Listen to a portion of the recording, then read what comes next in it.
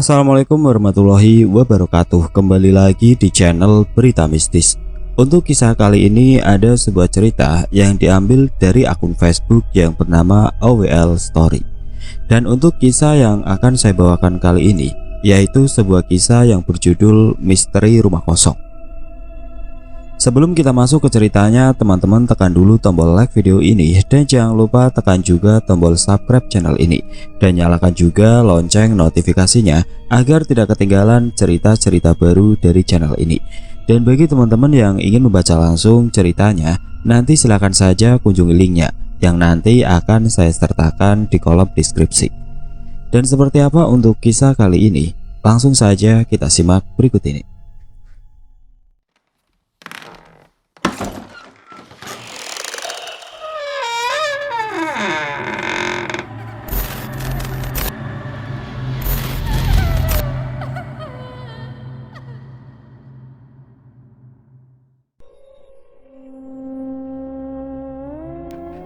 Seperti biasanya, waktu masih bersama Fajar dan Abdul, kami selalu bersama kemana-mana. Selalu saja hal menarik kami dapat, entah haru, lucu, dan mendebarkan pastinya. Di sini aku menceritakan tentang rumah kosong yang terbengkalai yang berada di daerah Wonosobo, Jawa Tengah. Yang konon terkenal agak mistis oleh penduduk sekitar. Waktu itu kami sedang libur sekolah dan berencana untuk camping di Gunung Gede. Namun gagal berangkat dikarenakan saudaraku memberi kabar bahwa nenek sedang sakit di kampung. Jar, Dul, rencana buat camp gagal. Gue dapat SMS dari saudara yang di Jawa Tengah, katanya nenekku sakit. Gimana nih? Ucapku. Ya udah, nggak apa-apa Ram. Lagian kita bisa kapan-kapan kesananya. Ya nggak Dul? Jawab Fajar. Iya bener kata Ceng Corang. Ya udah, mending kita bertiga kesana aja. Sekalian main ke Candi Borobudur Ram. Gimana?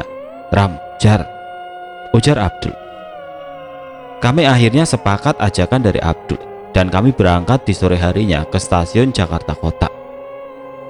Ingat ya Ram, kalau sampai genderuwo yang di rumah nenek lu gangguin gua, lu yang gue jadiin sarapan singa. Awas saja lu, ucap Abdul sembari duduk menunggu kereta. Biarin aja Ram, kerjain kentong aja kalau tidur terus di sana, saut Fajar. Aku hanya terdiam dan fokus pada wanita yang menggendong anaknya dengan baju yang lusuh dan kulit penuh debu. Rasa iba pun muncul. Jar, Dul, tunggu sini bentar aja, ucapku, beranjak dari tempat duduk dan mendekati wanita tersebut. Namun saat aku dekati, wanita itu pun menghilang. Ah sialan, kirain orang beneran, ucapku dalam hati. Ngapain di sini? Lu lihat apa lagi Ram? Tanya Fajar sambil menepuk pundak. Iya Jar, tadi gue lihat ibu-ibu bawa anaknya. Gue mau ngasih sedikit uang, malah ngilang. Gue kira orang beneran, nggak taunya jin, jawabku. Ya udah Ram, kita balik. Bentar lagi kereta mau datang, ajaknya. Kami pun kembali. Beberapa menit kemudian kereta pun tiba. Jogja, Jogja, ujar Abdul dengan riang. Seluruh penumpang yang turun pun melihat Abdul. Kentong, lihat pelang stasiun no, ucapku. Dia pikir Jawa Tengah cuma Jogja doang kali. Dasar gorila coklat, ujar Fajar sambil tertawa bersama orang yang memperhatikan Abdul. Akhirnya kami pun tiba di stasiun Kutoarjo dan melanjutkan perjalanan ke rumah nenek di Wonosobo. Setelah tiba di rumah, kami ke kamar nenek untuk melihat keadaannya. Kemudian kami istirahat sejenak sambil menikmati teh. Ram, ingat ya yang gue bilang kemarin, awas lu, ucap Abdul. Padahal sebelum sampai pun Gundi sudah menunggu kami datang dan sedang berada persis di samping Abdul karena Gundi berdiri di dekat pintu. Coba lihat tangan lu aja Dul, jawabku. Abdul langsung berpindah tempat duduk. Sedangkan Fajar sedang melihat-lihat sekitar rumah nenekku di luar. Ram, nanti sore jalan-jalan yuk, penasaran sama daerah sini, ujarnya sambil menghampiri kami. Karena memang daerahnya masih di perbukitan dan suasananya juga masih asri. Kita gagal ke Gunung Gede, tapi dibalas sama indahnya pemandangan daerah sini Ram, ujar Fajar. Karena Fajar memang berjiwa pecinta alam, senang dengan indahnya alam negeri sendiri. Kalian senang tidak dengan alam Indonesia? hijaukanlah sekitar kalian. Sore pun tiba, kami pamit untuk jalan-jalan ke sekitar dengan berjalan kaki, seperti biasanya. Ram, di sini banyak jinnya nggak? Tanya Abdul, sambil komat kamit. Abdul selalu menanyakan hal itu setiap kami berada di tempat baru. Namun aku tidak menjawab agar tidak menakutinya. Tiba-tiba datang sekelebat cahaya dengan cepat melintas di atas kami. Aku pikir mereka tidak melihat. Ram, apaan tuh tadi lewat? Tanya Abdul sambil memegang erat Fajar. Gentong, lepasin, tangan gue sakit. Udah tahu tulang doang ini badan. Ya Ram, tadi yang lewat apaan? Ucap Fajar. Nggak tahu gue juga kaget Jar, jawabku sambil memandang sekitar. Dalam jarak 30 meter terlihat sebuah rumah atau gubuk di dalam hutan. Namun saat menoleh ke Fajar dan Abdul, mereka tidak ada. Aku terus berlari mencari karena khawatir dengan mereka. Yang aku bingung, kenapa larinya ke arah gubuk, seperti ditarik pada saat berlari. Aneh. Lebih anehnya lagi, mereka berdua berada di sana sedang memalingkan muka. Jar, Dul, ayo balik, bentar lagi maghrib, ucapku dengan cemas sambil memegang tangan Fajar.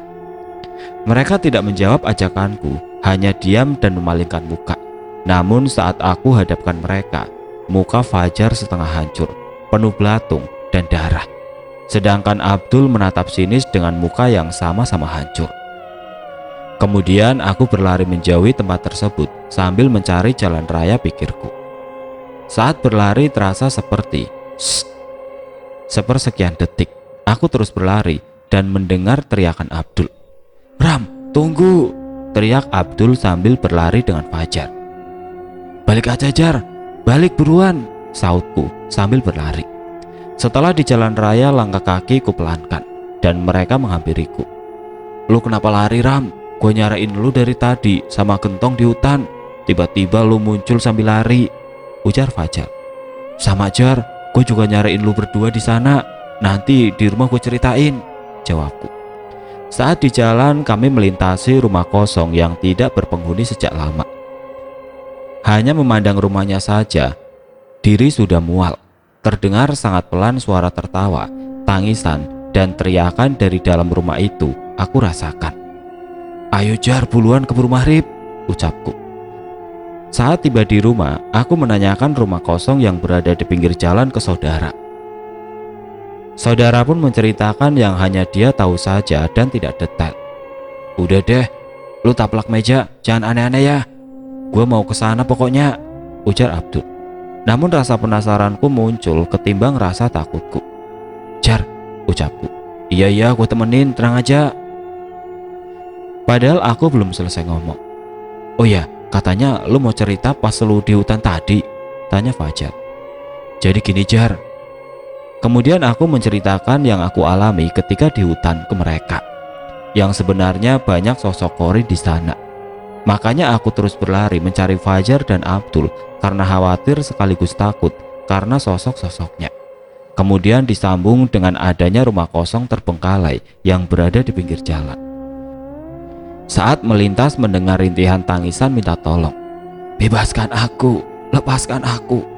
Ingin rasanya cepat-cepat menghindar dari sana. Makanya Fajar dan Abdul aku suruh berjalan lebih cepat. Oh jadi begitu Ram. Terus apa hubungannya antara gubuk di hutan dan rumah kosong? Tanya Fajar. Entahlah Jar, gue juga gak tahu. Gimana kalau kita, jawabku. Jangan dah, gue gak mau. Gue takut kesana, tangkis Abdul. Ya mau ngajak lu siapa Gentong? Jawabku. Lu di rumah aja Dul, jagain neneknya Rama. Lagian kan lu ada temennya si Gendruwo sama saudaranya Rama di sini, ujar Fajar. Ogah, lu aja no sama gorila, jawab Abdul. Ya udah, lu berdua pada tidur dah. Ini udah jam 23.45. Gue mau di luar sebentar, ucapku. Kemudian mereka berdua pun istirahat. Sedangkan aku duduk di anyaman bangku yang berada di luar rumah sambil memikirkan kejadian sore tadi. Namun hanya selang 2 jam, aku melihat sosok berbadan besar berwarna coklat berdiri di depan pintu sambil berkata, Ram, lu di mana? Di sini Dul, lu kenapa bangun? Ya udah, lu tidur di balai aja nemenin gua, ucapku. Tadi gua lihat dua cahaya merah, terus kaki gua berasa ditarik-tarik, makanya gua langsung keluar, ujarnya. Tidak lama kemudian Fajar pun keluar dan menceritakan kejadian yang sama dengan Abdul. Masa gua harus jagain tidur bayi gorila sama bayi cengcorang? Ya taplak meja, gua kalau nggak diganggu gorila, lu juga udah bakalan nyenyak tidurnya. Ya udah, gua tidur di sini saja dah, jawab Abdul dan melanjutkan mimpi indahnya. Rumah kosong dan gubuk, apa hubungannya? Lalu sosok genderuwo menghampiri kami. Dengan suara berat dia berkata, "Jangan pernah mengusik mereka. Itu sudah menjadi jalan takdirnya. Karena ulah manusia sendiri yang membuat mereka seperti itu," ucapnya. Aku hanya terdiam dan memaknai kata-katanya. Karena pada dasarnya, jin itu selalu menggunakan peribahasa yang terkadang tidak masuk dalam akalku. "Ingat, mereka sangat kuat, sedangkan kamu tidak cukup energi melawan mereka," ucapnya kembali sembari masuk ke rumah. Sosok genderuwo yang ada di rumah nenek adalah temanku semasa kecil dulu. Kisahnya pun pernah kubuat di fanspage-ku. Padahal aku tidak bermaksud untuk mengganggu penghuni yang berada di rumah kosong. Hanya saja rasa penasaranku terhadap Corin yang di sana. Menjelang pagi pukul 04.10, suara azan menggema, memaksa aku untuk membasuhkan dinginnya air untuk ibadah pagi. Jar, Dul, sholat gak? Ajakku. Kami bertiga bergiliran untuk ibadah. Karena jika tiga-tiganya beribadah bersamaan, pasti tidak akan benar ibadahnya. Ram, Rama, Ram, cepetan, teriak Abdul. Ternyata Abdul terpegang bahunya oleh Gundi dari samping pada saat selesai ibadah. Alah gentong, pagi-pagi udah teriak, nenek gua masih sakit, sautku. Ram, ada tangan di pundak gentong, tanya Fajar. Gak apa-apa Jar, itulah cara mereka berkenalan dengan manusia yang baru dia lihat, jawabku sambil mengusir Gundi. Buruan bangun, ntar digangguin lagi sama Gundi, mau lu, ucapku. Tapi Ram, gua, jawab Abdul. Karena memang tempat ibadahnya agak gelap pencahayaan, namun pada saat di ruang tamu, basah dah sajadah gua, ujarku. Ya udah ntar siang gua cuci Ram, jawabnya. Tong, gentong, pagi-pagi bikin orang ngakak, ucap Fajar. Yang ternyata si Abdul ngompol di celana karena rasa takutnya. Padahal mereka berdua seringkali berinteraksi dengan jin karena aku. Tapi tetap saja mereka takut. Apalagi kalian yang ingin mencoba membuka mata batin tanpa pertahanan diri. Mentari pagi menyinari setetes embun pagi di celah dedaunan, membuat kami semangat memandang alam sekitar. Ram, boleh teriak gak di sini? Ujar Fajar dengan semangat. Bentar Jar, kita nyari perkebunan aja yang jauh dari rumah, sekalian jalan-jalan, jawabku. Kemudian kami bertiga jalan-jalan sejenak untuk berteriak melepas penat pada alam. Lalu kembali pulang ke rumah nenek. Dik Rama, kapan datang? Ucap tetangga nenek yang berpapasan dengan kami. Oh iya Om, saya kemarin pagi datangnya, jawabku. Ayo mampir ke rumah Dik Rama, Om mau buru-buru pulang ya Dek, ujarnya sambil pergi. Namun aku melihat bayangan hitam berada di punggungnya. Taplak meja, malah bengong. Ayo jalan, gue mau nyuci saja dulu mumpung panas, saut Abdul. Kami pun melanjutkan perjalanan ke rumah. Setelah selesai sarapan, Abdul mencuci dan menjemur sajadah di luar. Ram, Rama, taplak meja, keluar bentaran, saut Abdul dari luar. Aku dan Fajar menghampiri Abdul. Ada apaan gentong teriak-teriak mulu? Tanya Fajar. Lu berdua denger gak? Ada suara teriak-teriak, ujar Abdul.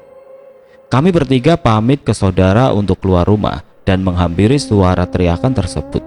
Ternyata orang yang menyapaku di jalan kerasukan jin Corin dan siluman. Mas Rama, tolongin bapak kesurupan. Tadi habis pulang dari pasar, badannya dingin terus teriak-teriak. Tolong ya mas, ucap Indah sambil memegang tangan dan pundakku.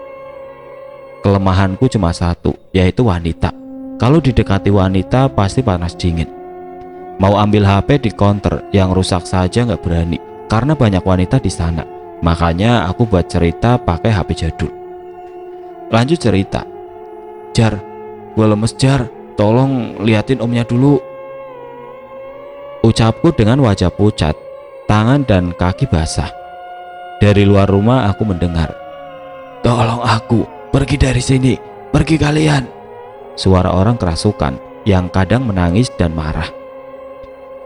Indah terus menarikku ke rumahnya. Kemudian, pergi kamu, jangan usik kami, semua salahnya, ujar sosok tersebut lalu menangis. Aku hanya terdiam. Lah, datang-datang gue diusir, kenal juga enggak, ucapku dalam hati sambil duduk di sampingnya karena lemas keringetan panas dingin. Ram, lu bacain apaan kek biar dia kabur, ujar Fajar. Gua mana bisa baca Jar, gua aja bingung kenapa dia ngusir, jawabku. Mas, tolong bapak Mas Ram, ucap Indah sambil menarik bajuku. Mbak, tolong pegangin bapaknya sebentar, Mas Rama itu grogi kalau didekati cewek, ucap Abdul. Indah pun berpindah tempat. Udah jauh tuh orangnya, buruan bantuin bapaknya, kasihan. Lu bacain apa kek biar hilang itu makhluk, ujar Abdul. Gua kudu gimana gentong, gua juga bingung, jawabku. Akhirnya aku coba membaca apa yang aku bisa sambil memohon, namun tetap saja tidak menghilang makhluknya. Karena setiap saat berubah-ubah sosoknya yang menempel di tubuhnya. Aku hanya ingat di acara TV, jika orang kerasukan maka pencetlah bagian inti urat yang terhubung, ujung kaki atau jempol tangan. Tujuannya agar si empunya raga tersadar dan melawan dirinya yang sedang dirasuki. Namun itu hanya masih setengahnya, harus diiringi dengan doa. Tapi pada saat itu, aku dibantu oleh Gundi yang berada di rumah. Gundi menarik dari kepalanya, kemudian hilang dan masuk kembali, karena ada beberapa sosok di dalamnya. Mereka bertujuan menghadangku agar aku tidak datang ke rumah kosong tersebut. Hampir 1 jam lamanya Gundi mengusir sosok Korin dan siluman yang aku sendiri belum melihat dengan jelas. Karena jika sosok jin di dalam tubuh manusia, aku tidak bisa melihat dengan pasti. Tiba-tiba, kalian minggir sebentar, ucapku. Abdul, Fajar, Indah dan ibunya bergeser sedikit. Kamu siapa? Kenapa di tubuhku? Kamu jin atau Korin? Apakah kamu ingin membantuku? Semua kata tersebut kuucapkan dalam batin, entah apa yang merasukiku. Sebenarnya aku tidak punya apa-apa. Kemampuanku saja aku tidak tahu seperti apa. Ngusir jin pun aku nggak bisa, hanya saja dibantu oleh pandang dan rasa yang belum bisa dikuasai sepenuhnya pada saat itu. Namun saat terdesak, hembusan angin dan suara misterius selalu tiba, yang pada saat itu belum tahu sosoknya seperti apa. Aku melihat diriku seperti berada di dalam mata. Pandangan terlihat jauh dan tubuh bergerak sendiri, hanya mengikuti alunan yang dia atau sosok misterius mainkan. Namun aku tetap menyaksikan kejadian pada saat itu dalam keadaan setengah sadar. Tangan ini seolah menggiring sosok-sosok keluar dari tubuh yang dirasukinya. Setelah semua sosok menghilang, aku pun tersadar sepenuhnya. Mereka yang berada duduk di hadapan menatap bingung ke arahku. Lalu, Mas Ram, terima kasih ya, sahut Indah sambil memegang tanganku. Tubuhku pun kembali keringetan. Iya mbak, sama-sama. Mas Rama, tolong buatkan air ya mbak, jawab Abdul sambil melepaskan tangan Indah. Itu lu bisa nyembuhin orang Ram, lu belajar dari mana? Tanya Fajar sambil mendekat ke arahku. Gue juga gak tahu Jar, itu bukan gua, jawabku. Selang 30 menit kami pamit pulang ke rumah Indah, nama samaran. Saat di dalam rumah yang aku rasa hanya pengap, mungkin karena terbalut dengan aura-aura negatif dari beberapa sosok di sana. Lega juga gue bernafas, ucapku. Mas Rama, aku ajarin dong biar seperti Mas Rama, ucap Abdul sambil memegang tangan, menempelkan dagunya ke pundak dan meniru gayanya Indah. Dah gentong, sana lu, udah tahu gerak kayak gini, gua gelinding lu, mau, jawabku. Ya taplak, sautnya, dan kami tertawa. Saat tiba di rumah, aku hanya memikirkan siapa sosok di dalam tubuhku dan memikirkan kenapa mereka para penghuni rumah kosong takut denganku. Jar, gimana kalau nanti sore kita kesana, Jar? Ucapku. Gua punya temen, gak ada yang bener dah. Yang satu tukang nyari gara-gara, yang satunya lagi suka yang aneh-aneh, tangkis Abdul. Gue juga punya satu temen yang kerjaannya molor melulu. Kalau tidur udah kayak kodok lagi paduan suara. Oke Ram, kita berangkat nanti sore, jawab Fajar. Kami pun hanya menanti waktu hingga menjelang sore di rumah. Abdul dan Fajar ke warung, sementara aku hanya duduk di teras depan rumah nenek. Sini le, teriak nenek memanggil. Karena nenek buyutku memang sudah tidak mengenalku. Lalu aku menghampirinya. Iki raja, kanggo jagani awakmu. Lengono, yo dunia iku mung sedelo, lan akhirat iku abadi. Kabeh bondo urip pasti bakal mati. Mung donga sing iso njagamu le. Iki raja mung perantara wae, ucap nenek buyut dengan tertati sambil memberi seuntai kain yang hanya 30 sampai 40 cm panjangnya. Mas, artinya apaan? Tanyaku kepada saudara sepupu sambil mengambil seuntai kain yang berisi tulisan-tulisan dari pemberian nenek buyut. Ini raja, buat jaga dirimu. Nenek ngasih itu buat kamu Ram. Perbanyak doa selama di dunia yang hanya sementara. Raja itu hanya perantara saja, jawabnya. Di dalam kamar sosok Gundi pun di samping nenek buyut. Sebenarnya aku pribadi tidak suka dengan benda-benda seperti itu. Namun hanya ingin menghargai pemberian dari nenek buyut. Lalu aku simpan dalam saku dan nantinya akan aku larung ke sungai. Yang teringat sampai saat ini adalah nasihat positifnya saja yang aku ambil. Kemudian aku keluar dari kamar nenek buyut. Namun aku tetap memikirkan siapa sosok itu sebenarnya dan kenapa para penghuni rumah kosong tidak suka dengan kedatangan kami. Tidak lama Fajar dan Abdul datang. Lu mikirin si Indah Ram? Kenapa bengong? Kesambet ntar lu, ini rokok lu, tanya Abdul sambil mendekatiku. Ram, jam berapa berangkatnya? Gua mandi dulu dah, dari pagi belum mandi, sahut Fajar dan menuju ke kamar mandi. Enggak Dul, gua lagi mikirin yang lain. Kita ke kali bentar ya Dul, temenin gue sebentar, ajakku. Abdul pun mengikuti ajakanku. Kami berdua pergi ke sana. Emang lu mau ngapain Ram? Tanya Abdul. Udah lu ikutin aja, jawabku sambil berjalan menuju kali. Tiba di sana aku membuang raja pemberian dari nenek, lalu kembali ke rumah. Lu berdua dari mana? Tanya Fajar. Habis dari kali Jar, jawab Abdul sambil aku tutup mulutnya. Lu kenapa taplak? Ujar Abdul. Aku hanya memberi isyarat. Yuk berangkat sekarang aja, ntar kemalaman, ujarku. Kami berangkat sore itu menuju ke rumah kosong. Entah apa yang kami bicarakan saat di jalan, aku agak lupa. Saat tiba di depan rumah tersebut, kami disambut dengan sosok hitam yang hampir mirip dengan genderuwo, hanya saja postur tubuhnya lebih kecil. Dan ada sosok siluman berwujud manusia setengah buaya. Kemudian beberapa korin dan kuntilanak di sana.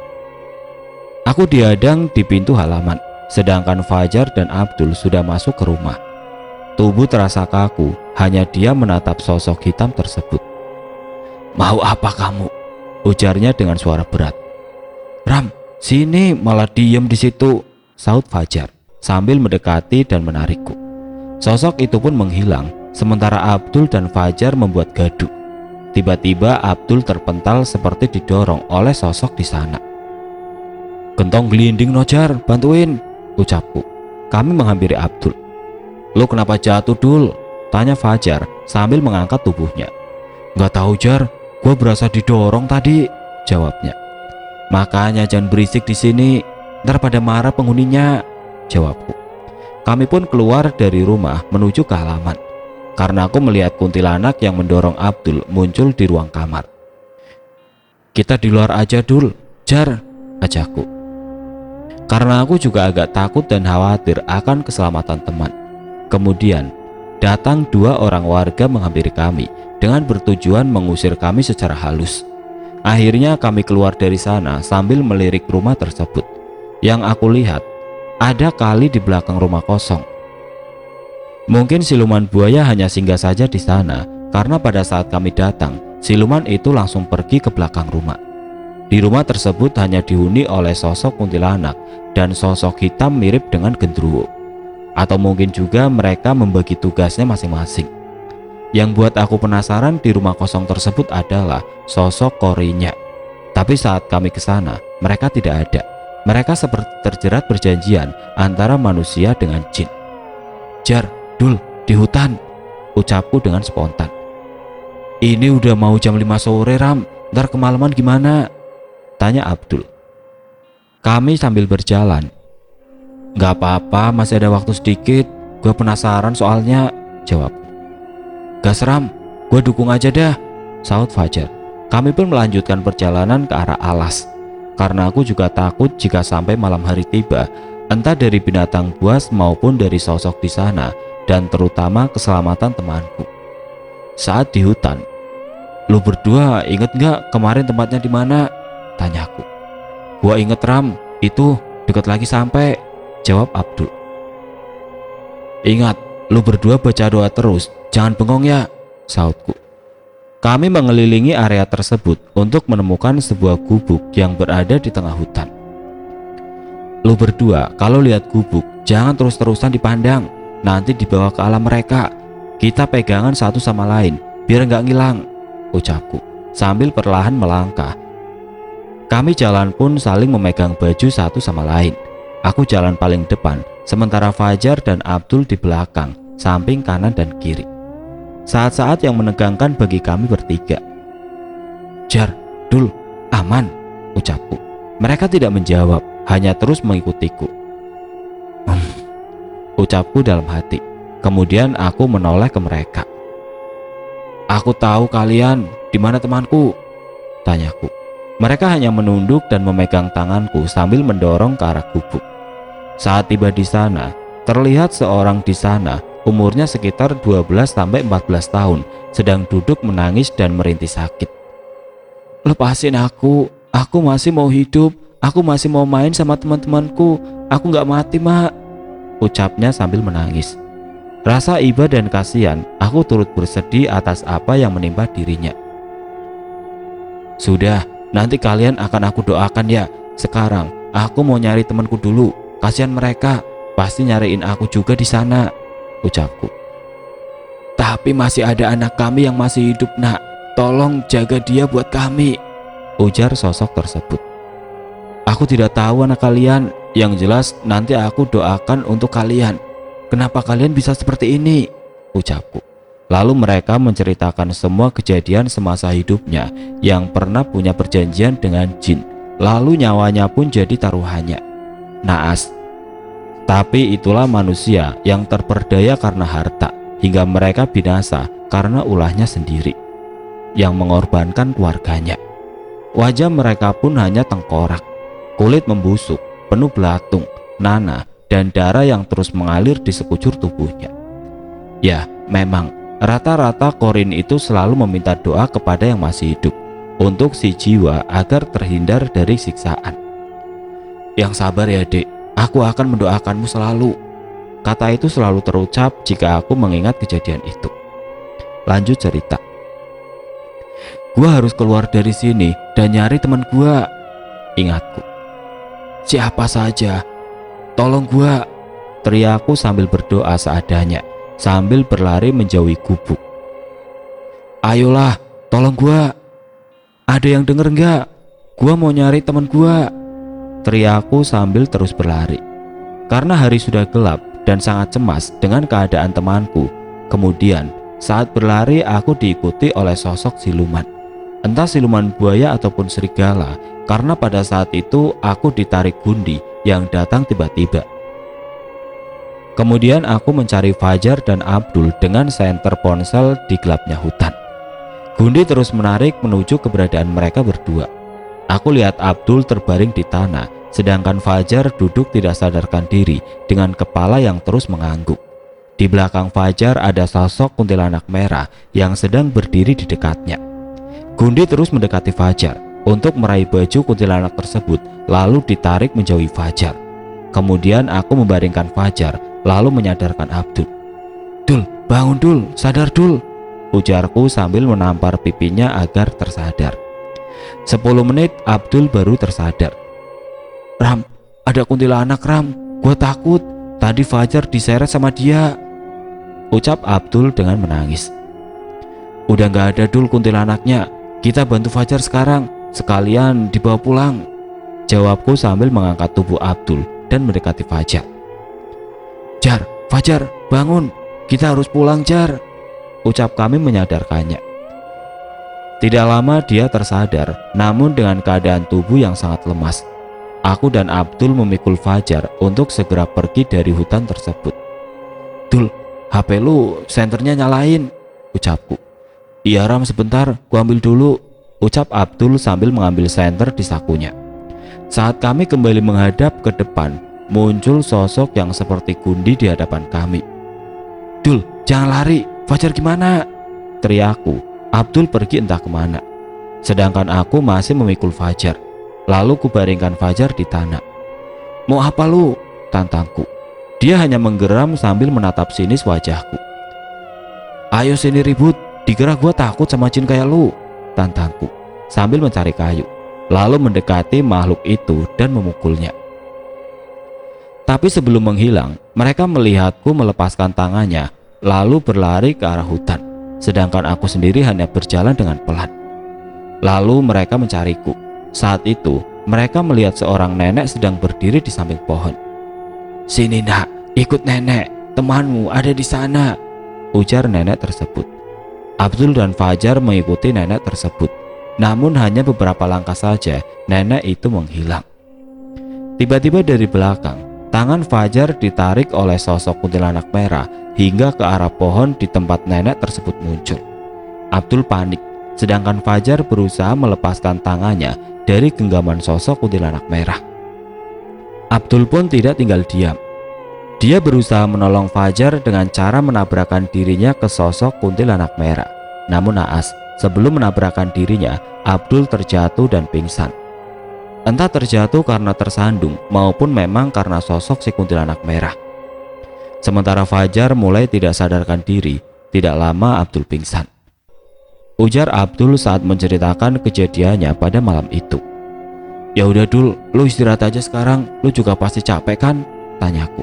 1 jam kemudian mereka semua yang berada di ruang tamu pun beristirahat. Sementara aku keluar rumah untuk berinteraksi dengan Gundi. Aku menanyakan hal apa saja yang terjadi pada saat di hutan tadi ke Gundi. Namun pada saat kami berbincang, tangannya memegang sebuah kain yang sama persis dengan kain pemberian dari nenekku.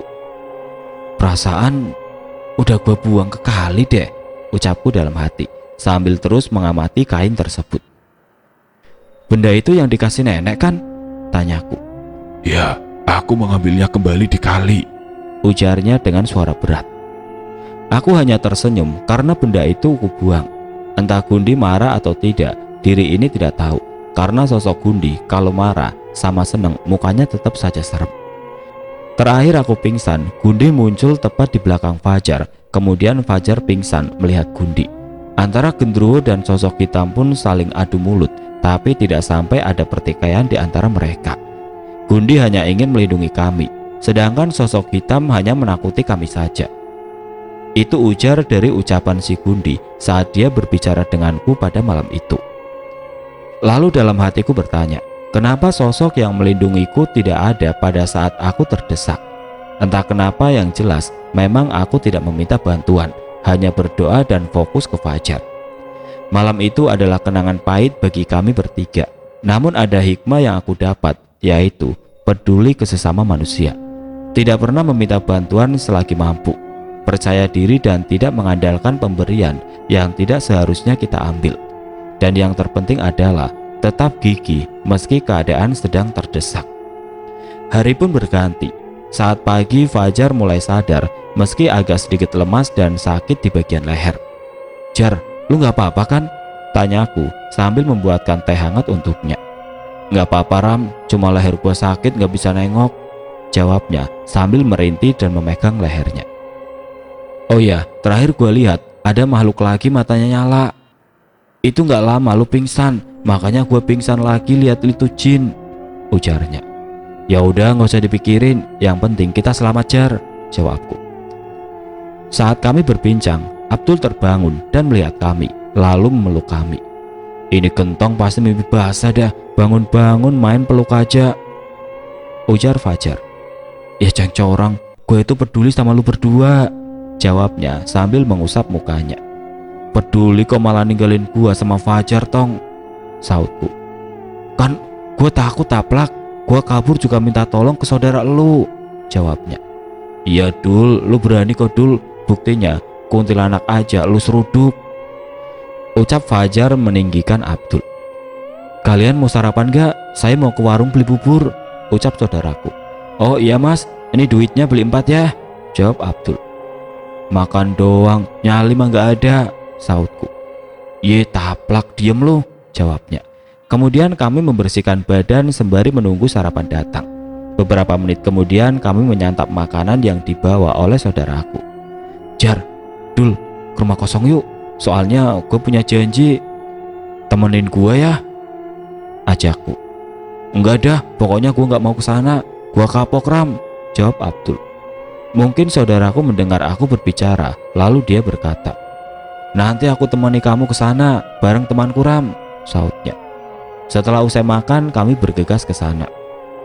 Lu beneran nggak mau ikut Dul? Nggak apa-apa sih, paling ditemenin sama gorila lu, ucap Fajar. Abdul pun akhirnya ikut dengan kami.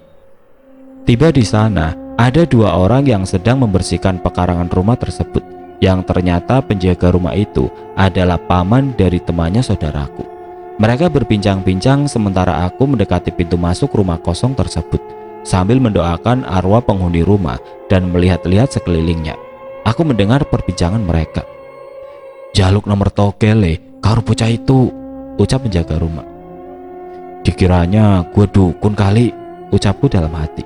Usai mendoakan, akhirnya kami izin pulang ke rumah nenek dan pergi ke Magelang berwisata di Candi Borobudur. Jar, leher masih sakit, sini gue patahin aja, canda Abdul. Iya gorila coklat, gua gelindingin dari ujung candi lo, jawabnya. Kami bersenang-senang di sana dan kembali ke Jakarta. Kejadian pahit tersebut selalu kami kenang sampai saat ini dan selalu mendoakan arwah penghuni rumah tersebut jika mengingatnya. Oke teman-teman, sekian untuk kisah kali ini. Bagaimana menurut kalian tentang kisah ini? Tulis komentar kalian di kolom komentar. Dan bagi teman-teman yang baru bergabung, jangan lupa untuk like, komen, share, serta subscribe channel ini.